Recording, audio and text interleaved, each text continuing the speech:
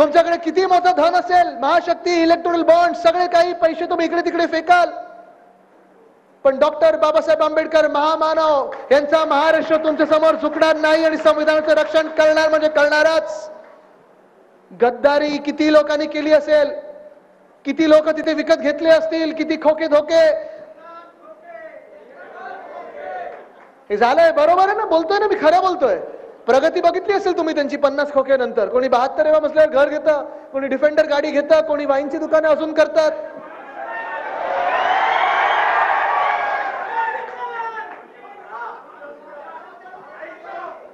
काय काय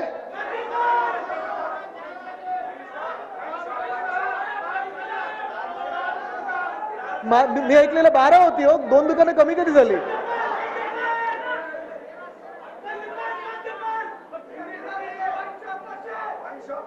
पण हा राग हा इथे व्यक्त करून चालणार नाही, हा मतपेट्यांमध्ये पण आला पाहिजे.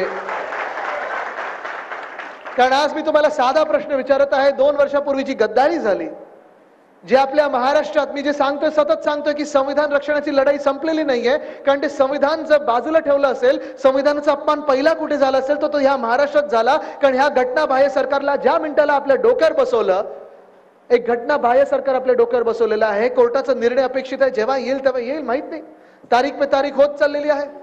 कदाचित त्याच्या आधी निवडणुका येतील, पण जेव्हाही सन्माननीय सर्वोच्च न्यायालय आपल्याला निकाल देईल, हे 40 गद्दार बाद झाल्याशिवाय राहणार नाहीत, हे तुम्हाला सांगत आहे. कारण हे सरकार घटनाबाह्य आहे म्हणजे आहेच, पण घटनाबाह्य सरकार म्हणजे संविधानाचा अपमान.